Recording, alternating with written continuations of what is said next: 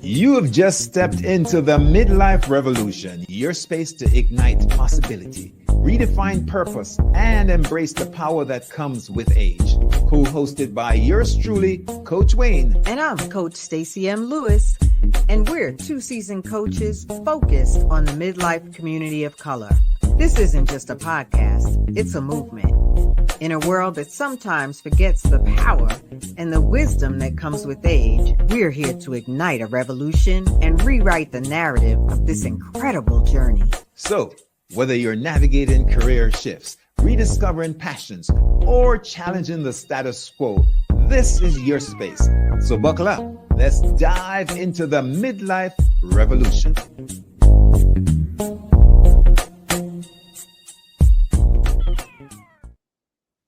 Hey, this day had to come.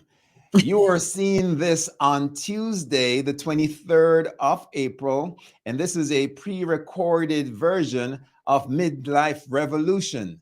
Stacy had to bounce, but Stacy is celebrating a birthday all week long. So happy birthday, Stacy. Enjoy your trip, and we'll do this as soon as you come back. Bring some cake along with you to share. Yes. Stacy, hope you're having a great time, and you're watching this wherever you are. Not on your birthday, but you can catch the replay. Again, folks, listen, this is Midlife Revolution. I am Coach Wayne. I help men of color just like you get through the midlife journey and come out on the other side smelling sweeter, bigger, better, and bolder. I do this as a full-time gig helping brothers get to the next level. And today, in the green room, we have Stacy. And Stacy, welcome. Well, thank you for that welcome. Thank you for those of you in our viewing and listening lounge. I am so sorry that we are not live today, but we are still excited to be here to share some nuggets to empower, enrich our midlife community. I'm Stacy M. Lewis. I serve as a nonprofit executive as well as a coach. My focus is midlife women of color who are really looking to pursue their passions and their dreams, those that they put on the side to make some other stuff happen, those that are looking to magnify their worth, and those that are looking to play their biggest game in this season of life. So I'm always excited to be here with Coach Wayne, my co-host, and I'm just excited to be here to share and offer anything that we have that will help our community grow and thrive. So, Coach Wayne, what are we talking about today? I love it. Well, outside of your birthday, and please, I lived in Aruba for a little while. And Stacy, when I was in Aruba, I found out that the Arubans, as a part of their celebration, the person who was being celebrated brought the gifts. So you bring the gift. If you know what I mean, Stacy. I bring the gift. I'm bringing it today. Today, we want to talk about how we transform our careers by developing emotional intelligence for the workplace, right? So midlifers, Stacy, typically go through these psychological gymnastics because they're beginning to think that they're dispensable. And sometimes we get worried about how we improve and strengthen our position as we launch into the second half of our life. And so emotional intelligence is something that we are going to talk about that helps to move through. The research supports it. Yes. And I think that, this is a great time to talk about emotional intelligence. We like to believe that as we have aged and saged, as you say, that our emotional intelligence is at 192. Yet the reality is that we can always use a little refresher to be reminded of the value our of our emotional intelligence, and how we can just pay attention to even feeding that and nurturing that in a way that helps us grow and successfully transition our career or manage other aspects of our life. So I think it's an excellent topic for today. Yeah. It has showed up too through the research that folks who are considered high in emotional intelligence have a better record in terms of their job performance, and Mm. employees across the board are just more productive. Greater relationships happen as well when folks are charged with high levels of emotional intelligence. And the definition, by the way, of emotional intelligence is, it's when you understand that emotions of yourself and of others, so that you can control emotions and separate it, as it were, which is to say, you don't get stuck in your feelings. That's one way to say it, Wayne, right? We say often in our community, like, no, I was in my feelings. And it's good to be able to acknowledge that when you are in your feelings. At the same time, that helps us control or manage our feelings, our emotions, in ways that are to our benefit. And so that's what we're talking about here today, right? Being able to manage when you're in your feelings and how that is serving you or not serving you, as you look at yourself in the mirror and as you look at your career growth and your life's growth. Yeah, yeah. Stacy, there are four categories. I'm going to list them and then I'll get back and we can take Okay. them one at a time. But the four for our listening audience and viewing audience is our self management, then there is self awareness, there is social awareness, and there is relationship management. Those constitute what we call EI for short, emotional intelligence.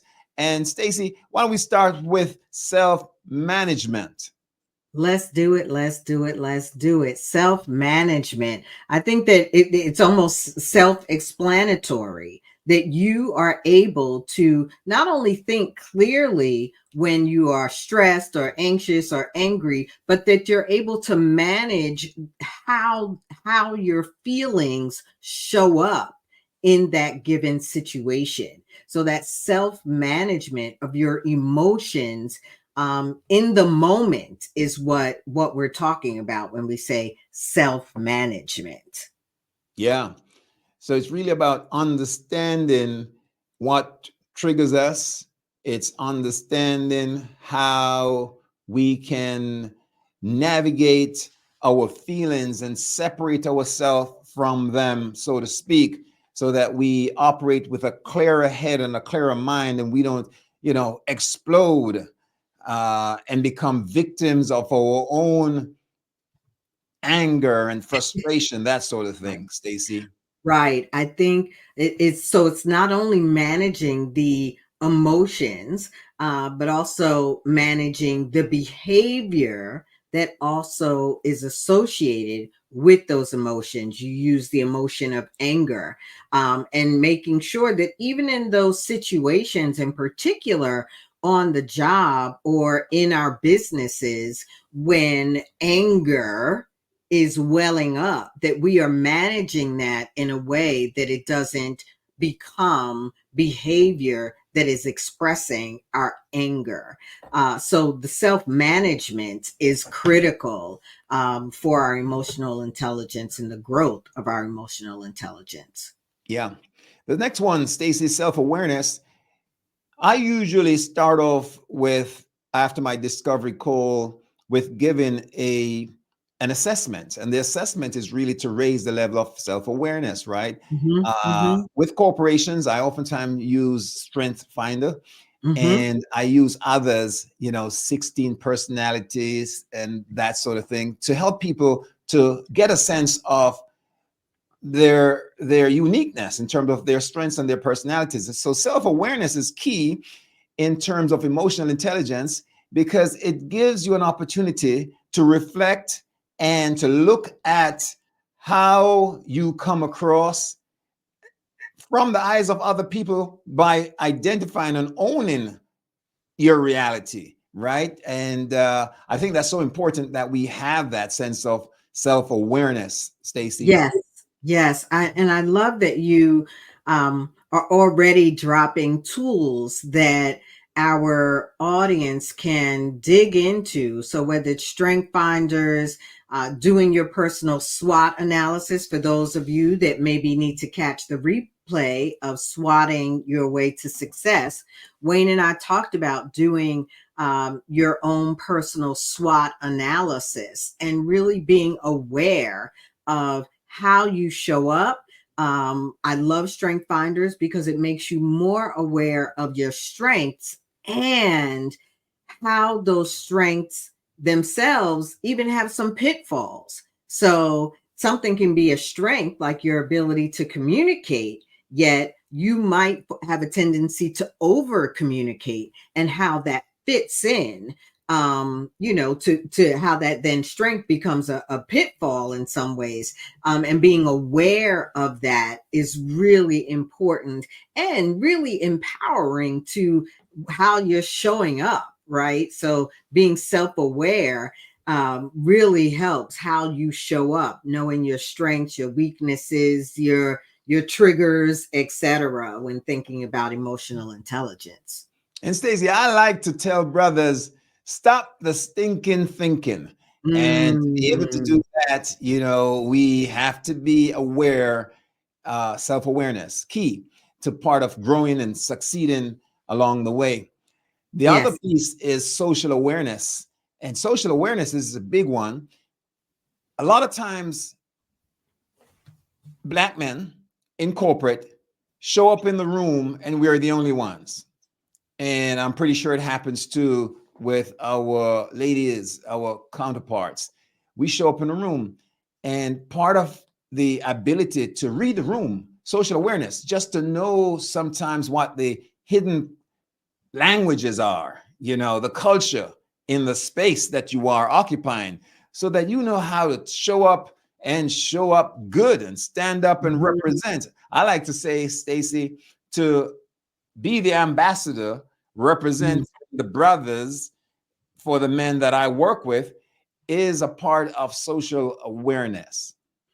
Yeah, what I like is that the self-awareness couples with the social awareness. So how you are showing up also impacts that social experience. And so being aware, reading the room, as you say, coupled with how you're showing up is really critical. And being able to identify that in that moment, without judgment, helps you then make the necessary tweak even in that moment, with like, oh wait, as I read the room, yes, there have been many times that I've shown up into a meeting, into a conference setting, a board situation where I was the only woman or I was the only woman of color. And, knowing who I am, being self-aware, and then being able to read the room allowed me to say, oh, okay, I need to make sure I'm standing up. So, standing up a little taller so that the room then experiences me in a way that is resonant with how I believe I'm showing up. And so Absolutely. I love the way the two work together. Absolutely. Absolutely. Thanks for drawing that congruence right there. And Stacy, I hear your little doggy in the background. Is everything all right back there? Well, if everything's not all right, trust and believe that Bernardo will make it right. So he's probably back there in the backyard giving some other dog's heck on a hockey stick. I'm telling you, that Oh, I dog. I love it. believe him. Number four, Stacy, is relationship awareness. And why is that important? Well, when you have that as a part of your uh, acute level of emotional intelligence, you are able to deal with things like conflict resolution at a higher Mhm. level. You're able to navigate the behaviors of others. And it's not the same as the social awareness, but it's also tied in. It's knowing how you can measure someone's their strengths even and Mhm. play to it, right? Yes, I totally agree. And the thing about relationship management, again, it is in great part being aware of who you are, even in that very moment in the relationship, in the conversation, and then being able to manage your emotional intelligence in a way that meets the conversation where it is, that meets the relationship where it is, not where you expect it to be, not where it was, but where it is. And I don't know about you, Wayne, but I can think of conversations and relationships where in my mind, my emotions were saying, run, run like the wind. But I could not because it wasn't that type of situation. But certainly that's when the emotional intelligence kicks in and says, fix your face, don't run, but don't dive deep into the relationship in a way that doesn't allow you to run when necessary. So I love that relationship management and awareness is part of this conversation. Yeah. And what we're talking about really is a level of maturity and discipline, right? Because when you control your emotions and not have it lead you, it shows the level, hey, it shows that you have earned your stripes as a midlifer. Yeah, I just thought about this one minister, pastor on this one woman. Her name is Joyce Myers, and she would always say, folks tend to show up and how do you feel today? Oh, I feel tired, or I feel angry. I feel, and she's, and she always says, you don't live by how you feel, which I think is at the crux of emotional intelligence. Like we said earlier, you can be in your feelings if you want, but if we are really looking at self-awareness and emotional intelligence as a tool to help us propel forward, we need to have that in check, that we do not live by how we feel. And as seasoned people, we want to be able to manage or be intelligent about our emotions, our feelings in ways that are to advantage. Thank you, Stacy. Here's the part of it that folks need to get their pen and paper or their pads out or their phones and the keypads out because we're That's about to right. share as coaches some steps that you can take so that you can build your emotional intelligence and help to leverage your career. Number one, Stace, you want to jump off with number one? I'm happy to jump off with number one. Let's go with something we talked about already. Okay. Learn to read the room. Now, these are some free tips, y'all. Let's pay attention. Read the room. Don't just walk in there without really being acutely aware to how you feel about you and about how folks are responding to you and your presence. Read the room. What do you have to Yeah. say about read the room? Yeah. Look at how people use space, body language, nonverbal Mm, communication. There are some unwritten rules depending on what group you're in or with or around, and organizational culture. Learn to read the room. learn to Shall read I the jump room. on to number two, Stacy? Go for it, Wayne. How about practicing self-awareness? Mm, And one of the ways that I help my clients to do that is by doing journaling, Stacy, mm. and looking at through journaling their habits, their practices and patterns.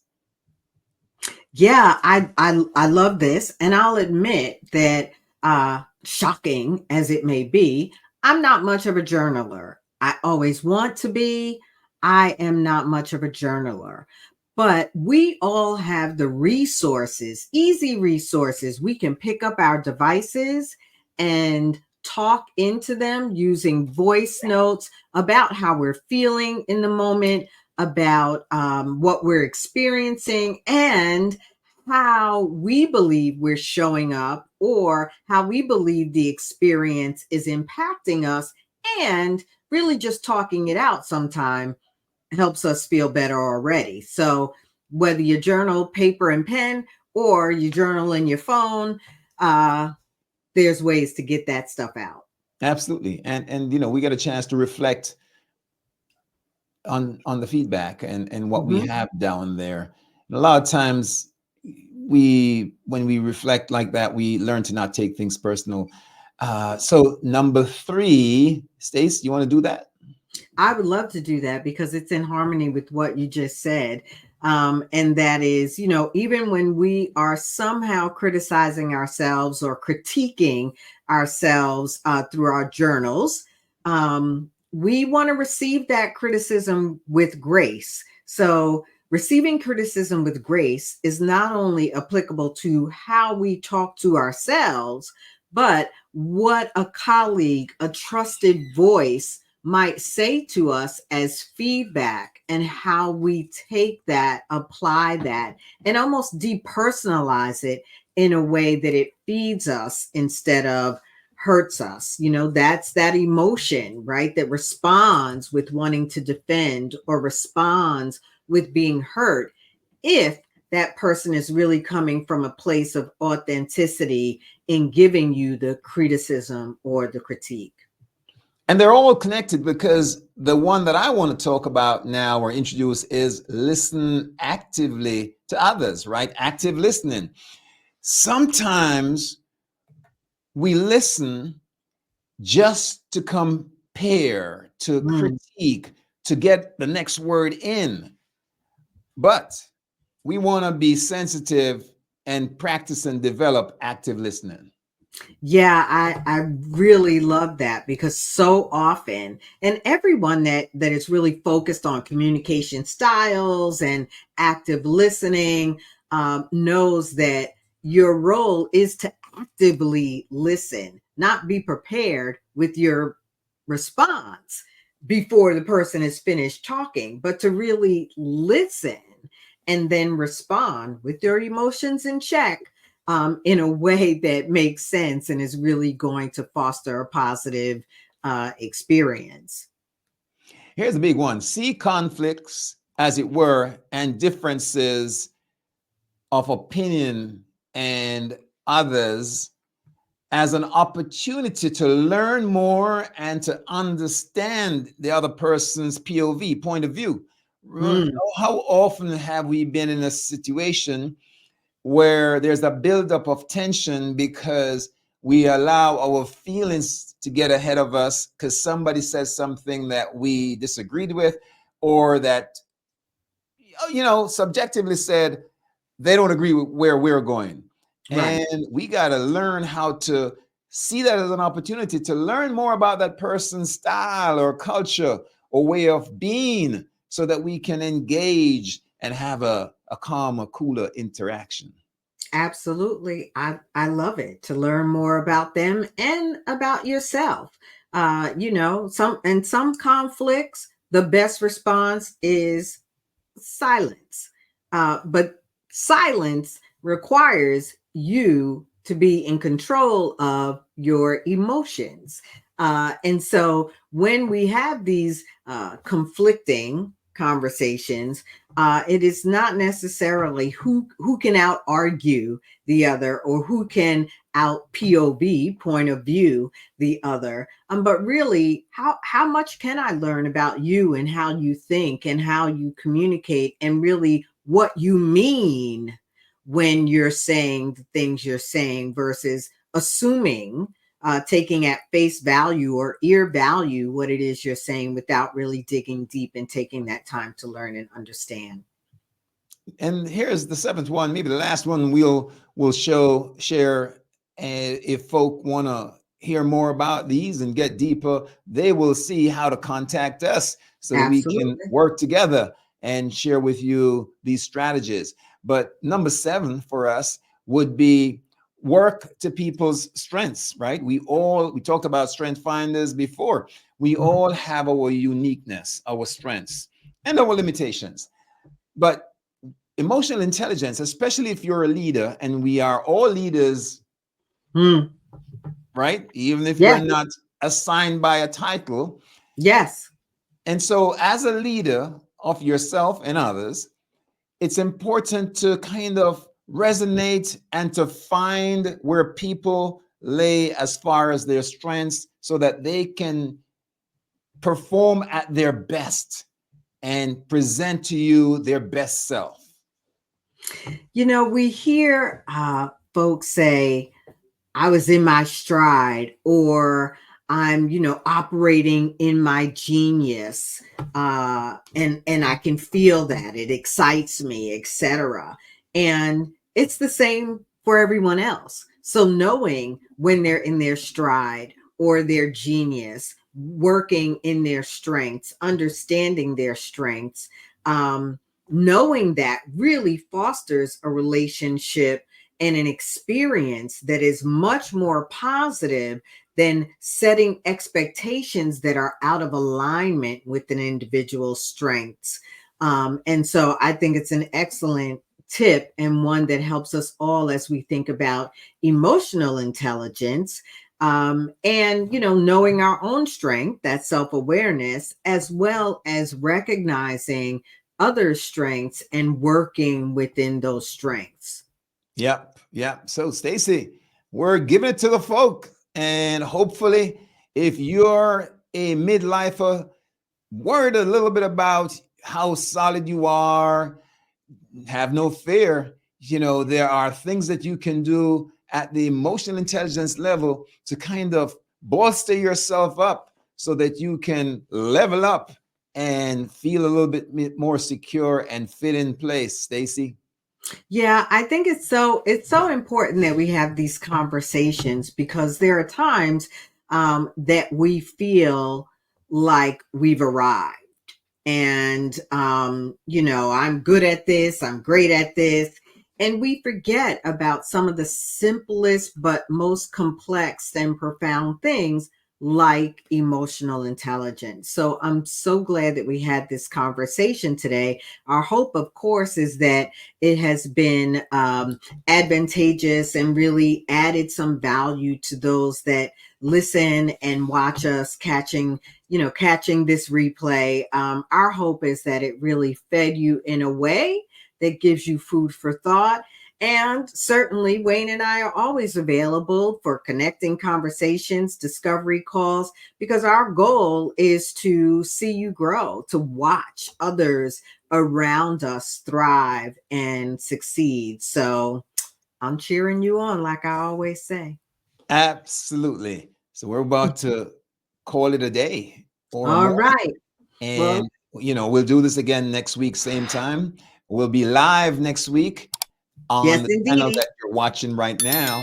So, Stacy, I'm going to take us out. And remember, folk, please stay on if you want to see our handles, the way to contact Coach Wayne and Coach Stacy, as we are here to take you to the next level to make your better half your next half. Mm-hmm.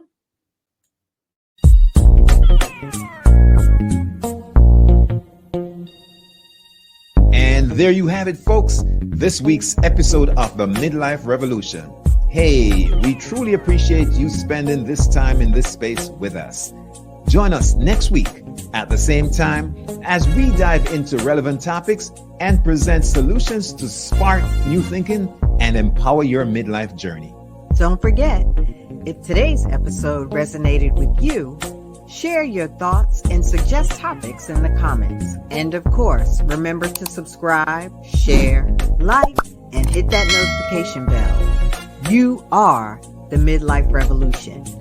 I'm Coach Stacy, and I'm cheering you on. And I'm Coach Wayne, and I'll see you at the top.